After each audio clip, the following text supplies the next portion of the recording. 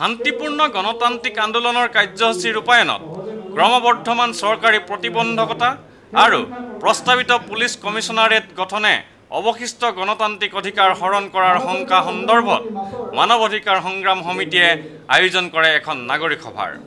Guwahati press ক্লাবত অনুষ্ঠিত নাগৰিক সভাখনত অসমৰ বহুকেইজন বিশিষ্ট বুদ্ধিজীৱী আৰু নাগৰিক উপস্থিত থাকি নিজৰ অভিমত ব্যক্ত কৰে।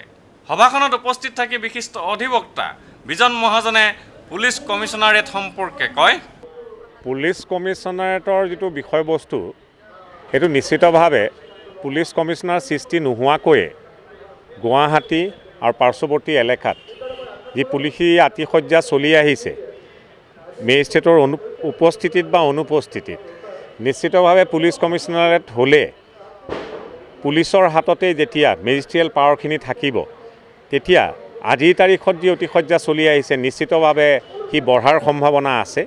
সেয়েহে অসমৰ থলুৱা গণতান্ত্ৰিক সংগঠনবিলাকে ইয়াৰ বিৰোধিতা কৰিছে আৰু বিৰোধিতা কৰাৰ নিশ্চিতভাৱে সমল আছে।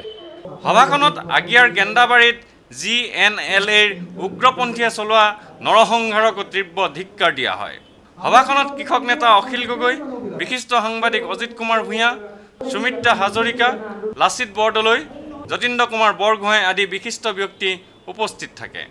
চাৰিওফালে চলি থকা অগণতান্ত্ৰিক ব্যৱস্থাত উদ্বেগ প্ৰকাশ কৰি মাছৰ সভাপতি বুবুমণি শইকীয়াই কয়, আজি নাগৰিক সভাখন আমি এটা বিশেষ সন্ধিক্ষণত কৰিছোঁ, যিটো সময়ত গণতান্ত্ৰিক আন্দোলনৰ যিকোনো সংগঠনে গ্ৰহণ কৰা কাৰ্যসূচীৰ ৰূপায়ণৰ ক্ষেত্ৰত চৰকাৰে বিভিন্ন ৰূপে প্ৰতিবন্ধকতাৰ সৃষ্টি কৰিছে। কেতিয়াবা অনুমতি প্ৰদান কৰা নাই বা কেতিয়াবা আন্দোলনৰ কাৰ্যসূচী শান্তিপূৰ্ণভাৱে পালন কৰাৰ সময়তে কঠোৰভাৱে দমন কৰাৰ প্ৰয়াস কৰিছে। আৰক্ষীয়ে গুলীচালনা কৰিছে, লাঠিচালনা কৰিছে বা বল প্ৰয়োগ কৰিছে।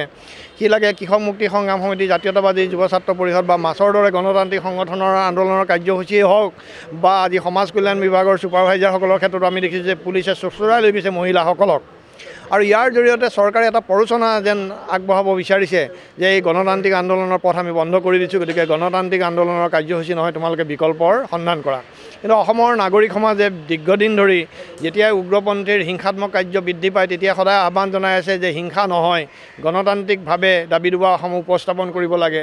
আৰু তাৰ প্ৰতি সঁহাৰি জনাই আজিৰ তাৰিখতো বিভিন্ন গণতান্ত্ৰিক শক্তিয়ে গণতান্ত্ৰিক আন্দোলনৰ কাৰ্যসূচী গ্ৰহণ কৰি আহিছে। কিন্তু ইয়াৰ বিপৰীতে এই গণতান্ত্ৰিক আন্দোলনৰ সকলোবিলাক প্ৰচেষ্টাকে চৰকাৰে মষিমূৰ কৰিছে। অনুমতি প্ৰদানৰ নামত বিভিন্ন হাৰাশাস্তিৰে দীঘলীয়া কৰিছে, অনিশ্চয়তা ৰাখিছে ইত্যাদি ইত্যাদি। আৰু শেহতীয়াভাৱে পুলিচ কমিছনাৰেট গঠনৰ যিটো কুচকাৱাজ চলিছে, আৰক্ষী বিভাগক সুসংগঠিত কৰি অপৰাধ নিয়ন্ত্ৰণৰ ক্ষেত্ৰত সুসংগঠিত কৰাৰ প্ৰয়োজন আছে। কিন্তু যদি পুলিচ কমিছনাৰেট গঠনৰ জৰিয়তে যদি দণ্ডাধী পৰ্যায়ৰ ক্ষমতা যদি আৰক্ষী বিষয়াৰ হাতত অৰ্পণ কৰা হয় তেতিয়াহ'লে ইয়াক গণতান্ত্ৰিক শক্তিক মষিমূৰ কৰাৰ ক্ষেত্ৰত শাসকীয় দলে ইয়াৰ অপপ্ৰয়োগ কৰাৰ সম্ভাৱনা আছে। আৰু সেইকাৰণে এনেধৰণৰ ব্যৱস্থা সম্পৰ্কে কেনেধৰণৰ ব্যৱস্থা ৰখা হৈছে সেই সম্পৰ্কে নিশ্চিত নোহোৱাকৈ পুলিচ কমিছনাৰেট গঠনৰ আমি বিৰোধিতা কৰিছোঁ। ভিডিঅ' জাৰ্নেলিষ্ট সুশান্ত দাসৰ সৈতে অমৰদীপ গগৈ, চেণ্টিনেল নিউজ, গুৱাহাটী।